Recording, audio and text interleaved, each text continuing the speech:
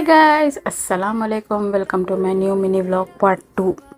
आज देखो थोड़ा एक्साइटिंग डे होने वाला है क्योंकि कज़न्स के साथ मूवी जा रही हूँ।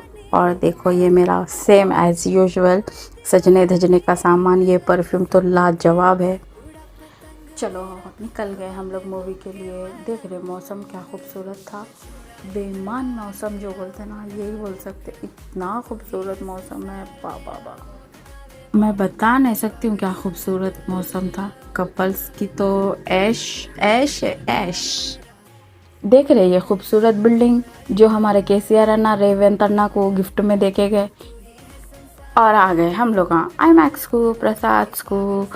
भाग रहे, टाइम हो गया था, 4 बजे का शो है और हम एज़ यूजुअल 4:05 को पहुँचे।